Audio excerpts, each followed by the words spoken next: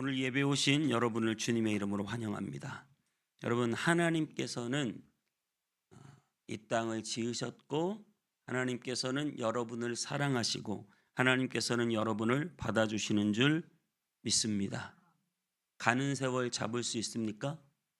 가는 세월 못 잡아요. 여러분, 오는 세월도 못 막아요. 같은 말이지만 여러분, 이 땅에는 시간이라는 것이 존재하고 계속해서 이 지구는 돌아가고 있습니다. 여러분, 지구가 몇 킬로로 공전하는 줄 아세요? 네, 비행기가 제주도 가는 비행기가 400km에서 600km 정도 날아갑니다. 이 지구가 공전하는 속도가 1600km예요. 그럼 지구가 스스로 돌잖아요. 공전. 자전이죠. 자전. 이 지구가 공전하는 속도는 얼마인 줄 아세요? 공전하는 속도는 시속 11만 킬로예요. 11만 킬로. 상상할 수 없이 빨라. 이렇게 큰 지구가 누가 돌리는 사람도 없는데 계속 돌아가요. 그래서 계속 우리에게 시간을 흘려보냅니다. 봄, 여름, 가을, 겨울. 1년 365일 하루 24시간. 계속 지구는 돌고 있고 우리는 그 시간 속에 살아갑니다. 그런데 이것이 정말 신기한 게 하나 있어요. 제가 너무나 자주 말씀드려서 다 아시겠죠? 정말 신기한 건 뭐예요? 1초도 안 틀리다는 거죠. 빠른 것도 중요한데, 엄청나게 무거운 게 빨리 도는 것도 중요한데 1초도 안 틀리게 자전하고 공전하고 있다는 거예요. 별로 안 놀라시네요. 다 그렇게 능력이 출중하신가 봐요. 여러분, 볼펜 하나도요 우연히 조립되지 않아요. 믿으시기 바랍니다. 볼펜 하나도 우연히 조립되지 않아요. 이 핸드폰 우리가 대충 집어 던진다고 철들이 알아서 이 핸드폰이 됩니까? 엄청나게 미세한 공정을 통해서 완벽한 메커니즘으로 이게 돌아가게끔 사람들이 만든 거거든요.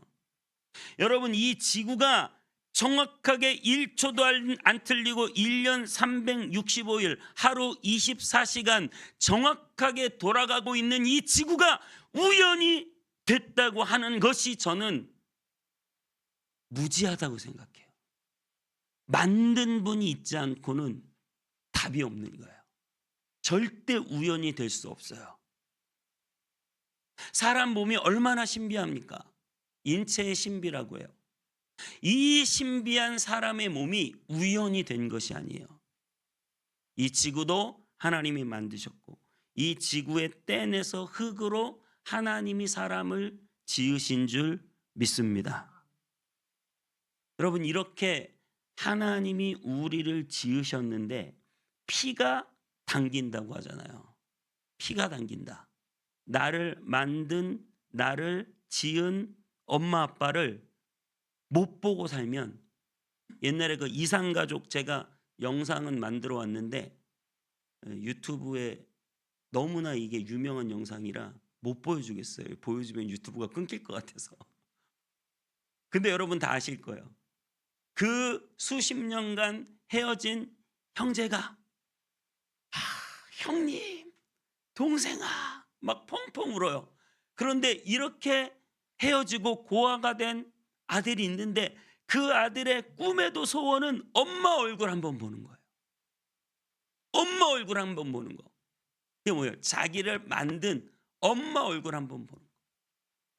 그래서 인간은 모두 다 이 속 깊은 곳에 뭐가 있냐면 나를 만든 이 그 존재의 근원이 되는 신에 대한 갈망이 있어요. 그래서 여러분 희한해요. 아프리카 오지 어딘가에 가서 찾아보면 믿는 신이 있을까 없을까요? 믿는 신이 있어요. 뭐 일본이나 다른 여러 나라들 가보면, 저는 못 가봤습니다만은 온 거리가 다 신들이래요. 저 가장 똑똑한 사람들이 모여있는 뉴욕 맨하탄에 가도 신이 있을까 없을까요? 신이 있어요. 왜요? 인간은 근원적으로 자기를 만든 존재에 대한 갈망이 있어서 신을 찾는다고요. 그래서 그 신을 간절히 바라서 어떻게 해요? 파묘라도 해가지고 신의 도움을 받으려고. 영화 그게 유행했죠. 파묘.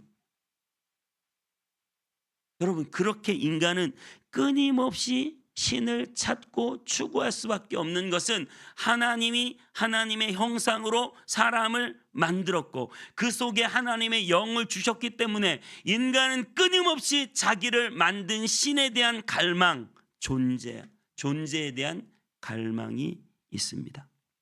그렇게 하나님은 우리를 만드셨습니다. 아버지가 있다는 거예요.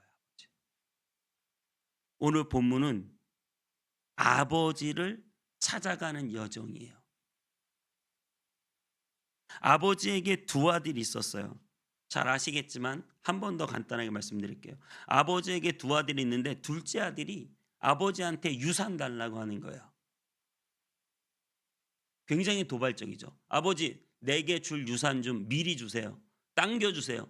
아버지 죽지도 않았는데 유산 달라는 거예요. 그래서 그 유산으로 내가 한번 멋지게 한번 살아보겠습니다. 그래가지고 그 유산을 가지고 나가서 어떻게 했어요? 모든 재산을 다 탕진하고 허랑방탕했다 그랬어요. 그래서 돼지를 치는 일을 하면서 돼지 우리에 살면서 돼지가 먹는 밥을 얻고자 했으나 그것도 못 얻는 거예요. 그래서 무엇을 생각해요? 아버지의 집을 생각해요. 그래서 아버지에게 돌아온다는 그런 얘기입니다. 그리고 그것을 보고 형이 기분이 나빴죠. 이게 바로 지난주 제가 여러분에게 형들의 세상이라는 제목으로 드린 설교입니다. 그런데 여러분, 여기서 중요한 것은 돌아온 동생도 아니고 아버지 옆을 지키는 형도 아니고 여기서 중요한 것은 아버지가 어떤 사람이에요. 아버지가. 왜냐하면 이 아버지는 정말 그 아들을 끔찍하게 사랑하는 것 같아요. 유산 달라고 하면 유산 줘요. 유산 다 잃어버리고 나중에 돌아온 그 아들을 버선발로 달려가 맞아 안고 입을 맞추고 가락지를 끼우고 새 옷을 입히고 살진 송아지를 잡아 잔치를 벌리는 말도 안 되는 사랑을 주신 분이에요. 그래서 팀 켈러는 이 아버지에 대해서 탕부 하나님이라고 말했어요. 탕자가 있는데 탕부, 프로디걸 갓, 너무나 많이 낭비하는 사랑. 그러니까 아버지의 사랑이 끝이 없다는 거예요. 너무나 심하다는 거예요. 너무나 심하게 이 아들에게 모든 걸 다 용서하고 모든 걸 다 받아주고 모든 걸 다 포용하는 이 아버지의 놀라운 사랑.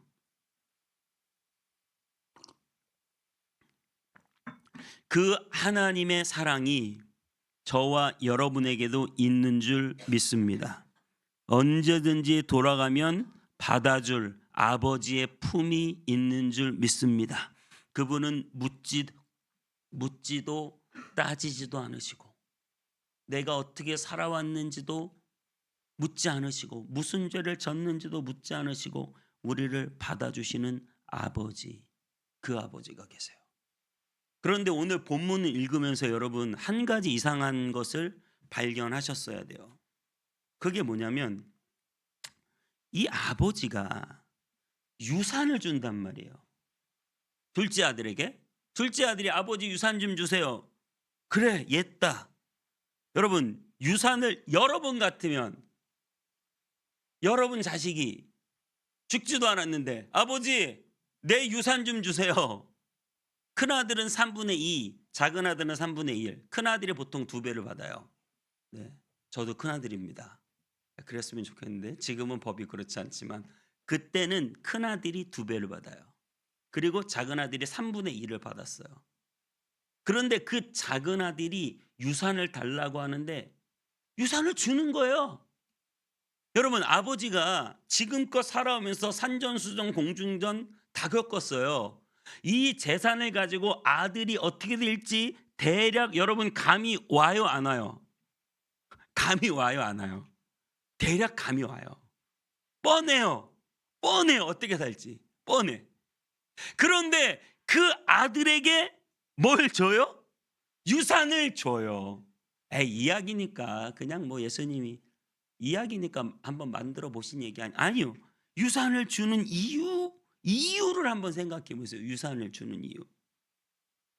누가 그런 말을 해요. 그 마음은 아들이 쫄딱 망하기를 바라는 마음일 수도 있다.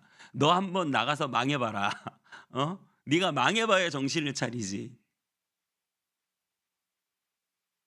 그럼 무슨 마음으로 지금 이 아버지는 뻔히 이 결과가 예측되는 상황에서 이 자식에게 유산을 물려줄까요? 떠날 수 있다는 것을 알면서도 유산을 주시는 아버지의 마음은 에덴 동산에서 선악과를 우리에게 주시는 하나님 아버지의 마음과 비견해 볼 수 있어요. 에덴 동산의 선악과를 잘 생각해 보세요. 선악과는 모든 걸 다 먹을 수 있는데 얘만 안 되는 거예요. 다시 한번, 선악과는 다 먹을 수 있는데 이 선악과 요거만 먹지 말라는 거예요. 그럼 이게 자유예요? 구속이고 제한이에요? 구속이고 제한 같죠? 네, 구속이고 제한 같아요. 선악과만 먹지 말아라. 이거는 우리를 구속하는 거야. 우리를 제한하는 거야. 우리를 억압하는 거야. 그런데 여러분, 선악과를 한번 잘 생각해 보면 선악과가 진짜 우리를 제한하고 구속하기 위해서 주는 것이 아니라 오히려 그 선악과가 우리에게 주는 자유가 있어요. 선악과는 우리를 제한하는 거고 구속하는 건데 선악과가 우리에게 주는 자유가 있다. 무슨 자유가 있을까요? 선악과가 아니면 알 수 없는 자유예요. 네, 제 눈을 피하시네요, 다들. 물어볼까 보고. 네, 설교 시간에 물어볼 일은 없습니다, 여러분. 네. 선악과를 주었기 때문에 받은 자유는 무엇이냐면 하나님을 떠날 수 있는 자유. 떠날 수 있는 자유. 선악과는 구속이 아니라 자유를 상징하는데 어떤 자유냐면 하나님을 떠날 수 있는 자유. 선악과도 없이 절대 하나님을 못 떠난다. 어차피 에덴이다. 그게 진짜 자유인가? 내가 어떠한 여인을 사랑해서 사귀게 됐어요. 그런데 그 여인을 어떤 식으로든 무력으로든 협박으로든 절대 떠날 수 없게 했어요. 이게 사랑입니까? 그 여인은 절대 나를 못 떠나요. 이게 사랑이에요? 네. 저희 아내는 저를 떠날 자유가 있습니다. 그런데 안 떠난 것이 사랑이에요. 이해가 되세요? 떠날 자유가 없으면 뭐예요? 그건 구속이에요. 억압이에요. 심하면 폭력이에요. 떠날 수 있는 자유. 이런 시가 있다고요. 날마다 당신을 떠나 돌아서는 날 알면서도 떠날 수 있는 자유를 주신 그분. 그 많은 사랑의 언어 가슴 깊이 묻어두고 죽음으로 그 사랑을 고백하신 그분. 그는 예수님. 왜 선악과를 만들어서 죄를 짓게 하나요? 왜 유산을 물려줘서 탕진하게 하나요? 왜 선악과를 만들어서 죄를 짓게 합니까? 라고 하는 질문보다 더 좋은 질문은 하나님이 선악과를 만들지 않았으면 정말 자유할까요? 정말 행복할까요? 떠날 수 있는 자유가 없는데 정말 우리는 자유로운 것일까요? 행복한 것일까요? 떠날 수 없도록 가두어두고 출구가 없고 그것이 바로 제한이고 구속이고 억압이에요. 자유는 선택할 수 있는 자유. 여러분을 로봇처럼 프로그래밍 해가지고 절대 이 프로그래밍 범주를 넘어가지 못하게 만들어 놓는 것은 로봇이고 비인격적인 것이지만, 여러분이 떠날 수도 있고 곁에 있을 수도 있고 선택의 의지, 자유 의지를 주신 것은 여러분들에게 진정한 자유를 주고 여러분과 하나님과의 진정한 사랑의 관계를 만들기 위한, 여러분을 하나의 하나님의 형상을 닮은 자유로운 인격체로 만들기 위한 하나님의 섭리였어요. 선악과가 없으면 어떻게 그 사랑을 확인합니까? 떠날 자유가 없는데 어떻게 진정한 자유와 아버지를 향한 마음을 확인합니까? 날마다 당신을 떠나 돌아서는 날 알면서도 떠날 수 있는 자유를 주신 그분, 그 많은 사랑 가슴 깊이 묻어두고 죽음으로 그 사랑을 고백하신 예수님. 주님은 여러분을 사랑하십니다. 그래서 떠날 수 있는 자유를 주셨어요. 여러분이 오늘 교회를 올 수도 있고 안 올 수도 있었어요. 여러분은 자유했어요.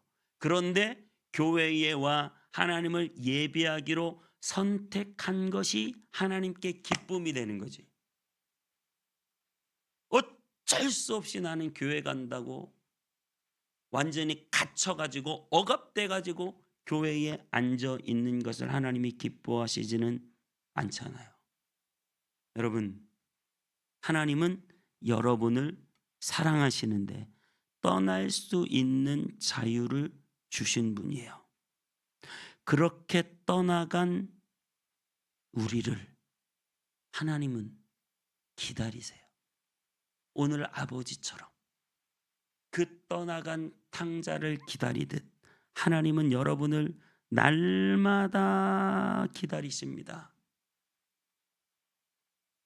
호세아 11장 8절은 이렇게 말씀했어요. 에브라임이여 내가 어찌 너를 놓겠느냐, 이스라엘이여 내가 어찌 너를 버리겠느냐, 내가 어찌 너를 아드마같이 놓겠으며 어찌 너를 스보임같이 두겠느냐, 내 마음이 내 속에서 돌이켜 나의 긍휼이 온전히 불붙듯 하도다. 하나님은 여러분을 버리실 수가 없어요. 그런데 억압적으로 끌고 오실 수도 있는 분이 아니에요. 하나님은 여러분의 선택을 중요하게 생각하시고 떠날 수 있는 자유를 주시고 여러분이 돌아오기만을 하염없이 그 길에 서서 여러분이 돌아오기만을 기다리시며 여러분이 마침내 돌아왔을 때 기쁨으로 얼싸안고 감격하고 눈물을 흘리며 여러분에게 아무런 질문 없이 새 옷을 입히시고 새 반지를 끼우시고 살진 송아지를 잡아 온 동네에 잔치를 벌이시는 그 하나님의 불붙듯한 사랑이 여러분을 기다리고 있다는 사실을 믿으시기 바랍니다. 그 아들은 모든 것을 잃어버리고 갈 곳이 없었어요. 돼지우리 아니에요. 돼지는 더러움과 부정의 상징입니다. 돼지는 씻었다가도 그 우리 안에 자기가 똥 싸놓고 자기가 다 어지럽혀 놓고 씻어도 다시 그 뒤에 뒹구는 게 돼지예요. 그런데 여러분, 재밌는 건 무엇이냐면 그 돼지들 속에서 쥐염 열매가 보이거든요.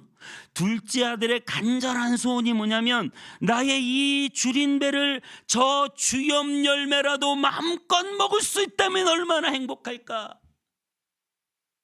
인생의 목적이 돼지의 쥐염 열매를 먹는 거예요. 그래서 배를 한번 불려보는 거예요. 그런데 아이러니는 그 돼지들이 먹는 쥐염 열매도 없어서 못 먹고 있다고요. 이게 인생이에요, 여러분. 똥밭에 굴러 사는 거예요, 우리 모두. 소가 언덕길을 올라가다가 똥을 부직 쌉니다. 그러면 쇳덩어리들이 막 똥으로 몰려와요. 그래가지고 막 그 쇳덩어리들이 신나게 똥에서 둥글어요. 그러다가 똥을 하나 말아놔요. 그래가지고 열심히 그 똥을 가지고 자기 집으로 돌아갑니다. 이게 인생이에요. 먹고 자고 싸고 열심히 노력하고 모았는데 그게 똥이에요. 이게 우리의 육체예요. 하루 세 끼 먹으려고 부자도 새끼, 가난한도 새끼인데 좀 더 부자가 돼서 좀 더 좋은 새끼를 먹겠다고, 여러분 다 거기서 거기에요. 열심히 싼 똥을 다시금 먹어보겠다고, 다 거기서 거긴데 누가 더 똥 많이 모았냐, 그 대결을 펼치는 건데, 정말 재미있는 것이, 우리 인생이 절망하는 것이 무엇이냐면 그 돼지 쥐염 열매로 배를 채우려고 그 똥이라도 좀 실컷 먹고 싸보고 싶은데 그 돼지 쥐염 열매도 주는 사람이 없다. 이 땅에서 아무리 노력하고 애썼는데 돼지 쥐염 열매도, 먹고 쌀 것도 주는 사람이 없다. 여러분 나가서 일 안 하고 열심히 노력 안 하면 누가 여러분 입에 풀칠을 해줍니까? 그렇게 노력했는데 그 똥이 될 만한 것도 제대로 얻지 못해서 우리는 늘 고민하고 염려하고 갈등하고 방황합니다. 어차피 똥 될 건데 그렇게 그것 때문에 힘들어요. 그런데 그것도 없어. 그것도 돼지 쥐염 열매 그것도 없어.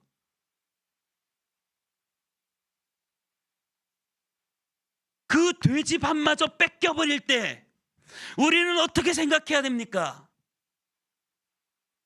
이 돼지 쥐염 열매가 인생의 다가 아닐 텐데 출제자의 의도를 파악해야 돼요. 이런 문제 앞에서는 왜 이런 어려움을 주셨는지 문제의 본질로 돌아가야 돼요. 돼지 쥐염 열매가 다가 아닌 새로운 세상이 있다는 걸 알아야 되는데, 그것은 바로 아버지의 식탁이에요. 아버지의 집에 돌아가면 우리 집에는 종들도 그 아버지의 식탁 안에서 얼마나 좋은 것들을 먹고 마시고 누리며 살아가는가. 나는 여기서 돼지 쥐염 열매도 먹지 못하고 줄여 죽는구나. 우리가 이 땅에서 물질을 좀 더 얻고 좀 더 좋은 걸 먹고 좀 더 좋은 똥을 싸기 위해서 그렇게 애쓰고 노력하는 것이, 먹고 자고 싸는 것이 다가 아니라, 우리 인생이 그런 절망에 빠졌을 때 내 아버지의 집, 내 아버지의 식탁, 내 아버지의 나라 안에 더 높고 풍성하고 고귀하고 순결하고 아름다운 것이 가득 담겨 있어. 나는 그 아버지의 집에 들어가 그 아버지의 고귀하심 앞에 나아가 그 아버지의 풍성한 식탁을 누리며 영적인 만족과 은혜를 누리며 살아가는 사람이 다 되시기를 주님의 이름으로 축복합니다. 더 이상 노예로 살지 마세요. 더 이상 이 땅에 똥될 것들로 그것 때문에 아둥바둥 살지 마세요. 더 고귀하고 높은 수준이 있어요. 여러분을 만드신 하나님 아버지가 베풀어 놓은 아버지의 식탁이 있어요. 돼지우리 안에서 그 쥐염 열매, 네가 좀 많이 먹었냐, 내가 좀 많이 먹었냐, 그래서 네가 좀 똥을 많이 싸냐, 내가 좀 똥을 많이, 이거 가지고 여러분 신랑이 할 것이 아니라 높은 수준의 아버지의 집에 가면, 하나님 나라에 들어가면 훨씬 더 높은 수준의 식탁이 여러분을 준비하고 있고, 여러분을 종이 아니라, 돼지치는 종 노예가 아니라 여러분을 아들로, 자녀로, 상속자로 받아주실 아버지가 계시단 말이에요. 그래서 이 아들은 마침내 스스로 생각했어요. 여러분 생각해 보세요. 내가 먹고 자고 싸다 끝낼 인생인가? 내가 보다 더 고귀한 차원의 삶이, 그 아버지 하나님의 나라가, 그 하나님의 아들됨의 삶이 보다 더 풍성하고 능력 넘치는 삶이 우리에게 반드시 존재하는데, 왜 그 아버지의 길을 버리고 아버지의 품을 떠나 아버지의 나라를 버리고 아버지의 집을 떠나 왜 멀리 가가지고 그 돼지 쥐염 열매, 네가 좀 많이 먹네, 내가 좀 많이 먹네, 누가 더 똥을 많이 싸냐고, 누가 더 잘 먹냐고, 왜 그거 가지고 그렇게 중내산에 안달복달하면서 살아가냐고요. 아버지의 집이 멀쩡히 있는데, 돌아가기만 하면 넓은 품으로 다 받아주시는데, 묻지도 따지지도 않고 다 용서해 주시는데, 그냥 내 자녀라고 새 옷을 입히고 하나님의 의로 새롭게 하시고 하나님의 아들로 반지를 끼워주시고 언약으로 말씀으로 우리에게 반지를 주시고, 그리고 그 놀라운 은혜를 여러분에게 주시는데, 돼지밥 그거 더 먹네 마네로 왜 고민하며 사시냐고요. 여러분, 아버지는 뛰는 법이 없습니다. 고대 근동의 아버지들은 굉장히 가부장적이에요. 옛날에도 그랬죠. 아버지가 하면 형제들이 티격태격 하다가 갑자기 조용해지는 그런 아버지.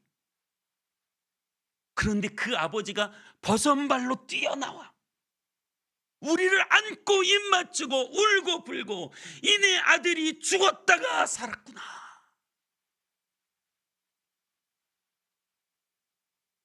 여러분을 받아주시는 아버지가 계시다는 사실을 여러분 믿으시기 바랍니다. 그 아버지의 사랑은 끝이 없어요. 바다를 먹물 삼고 하늘을 두루마리 삼아도. 그런데 여러분, 스토리가 여기서 끝나는 것이 아니라, 지난주에 말씀드렸지만 형이 있어요. 형. 문제는 형이야. 형. 아버지의 유산을 각각 나누어 주었어요. 지금 현재 아버지의 재산은 다 형 거예요. 어떻게 보면. 그래서 형이 있는데 동생이 돌아오는 걸 형이 반대하고 싫어해요. 아버지의 유산을 다 써서 돌아온 그 아들이 다시 복권이 되고 아버지 아들이 되면 아버지가 이 재산을 또 떼줄지도 몰라. 아들로서의 지위, 종이 아니라, 품꾼이 아니라 아버지 나라의 한 부분을 상속받는 상속자로서의 지위를 위해서는 형이 자기 재산을 떼주지 않고는 아들로서의 지위가 회복되지 않아요. 그래서 형이 기분이 나쁜 거예요. 여러분, 이것은 우리에게 무엇을 이야기해 줍니까? 오늘 우리가 읽은 24절까지의 이 1막이에요. 그리고 형이 나오는 25절부터 뒤에는 2막이에요. 이 1막에는 아버지의 무한한 용서와 사랑이 있어요.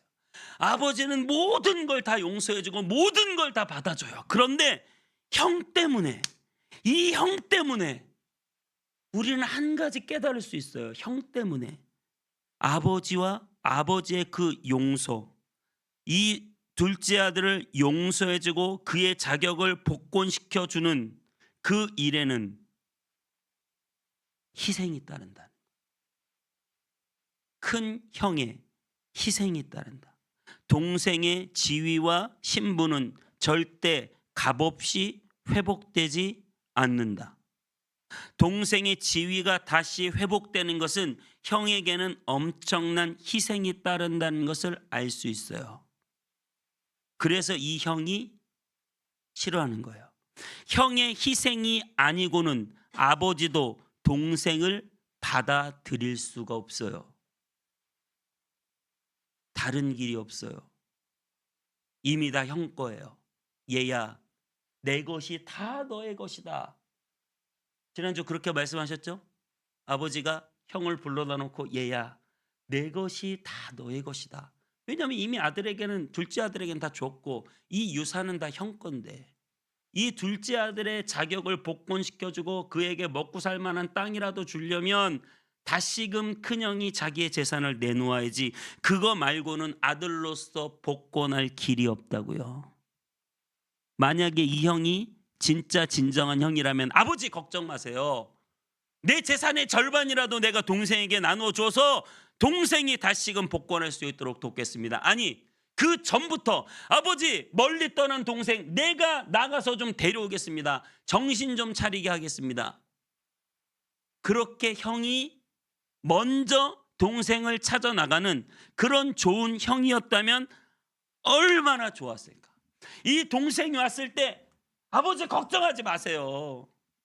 내 재산 절반이라도 동생한테 줘서 동생 같이 나랑 먹고 살게끔. 요즘에 형제들 간에 그런 게 어디 있어요. 내가 먹고 살게끔 해줄게요. 아버지 걱정하지 마세요. 이런 형이었으면 얼마나 좋을까.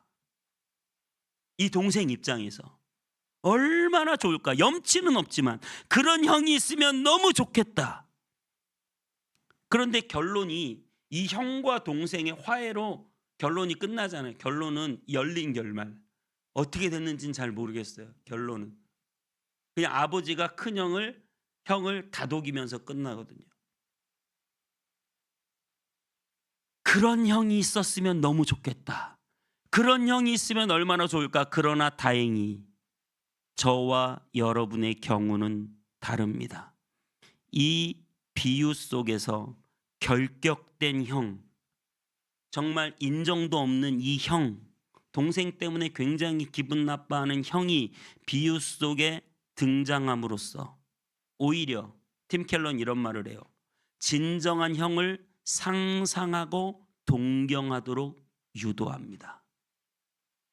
우리에게는 그런 형이 계십니다.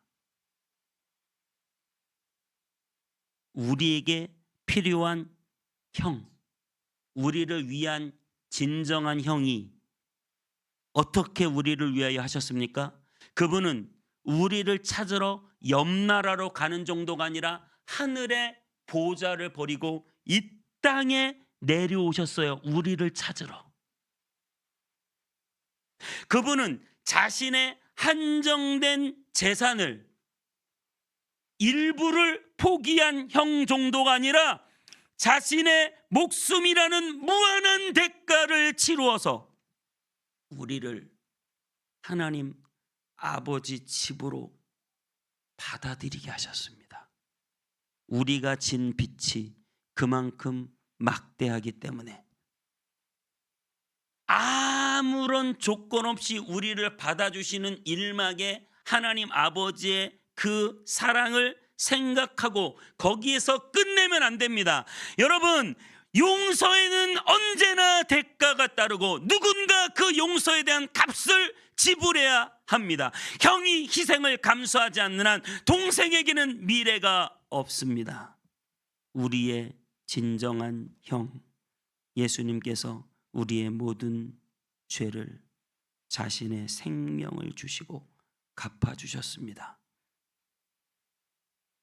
우리가 죽어야 할 자리에 그분이 십자가 위에서 죽으셨습니다. 저와 여러분이 형으로든 동생으로든 우리는 모두 다 아버지께 반항했어요. 나 열심히 교회 다녀. 나 열심히 신앙생활해. 그런데 어때요? 아버지의 사랑은 잘 몰라요. 의무감에 그저 내 재산 지키고 나 복 유지하고 우리 집안 아이들 잘 되고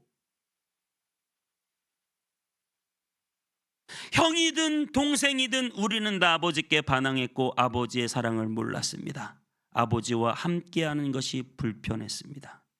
그래서 우리는 원래 소외, 거부, 배척, 우리가 버려지는 것이 마땅합니다. 그런데 우리를 버리지 않고 이 모든 것을 받아주시는 내 아버지, 그리고 나에게 상속해 주시는 내 아버지의 집이 있다는 사실, 그리고 나를 위하여 자신의 모든 것을 내어준 나의 진정한 형이 있다는 사실을 믿으시고 그 아버지의 집으로 돌아가시기 바랍니다.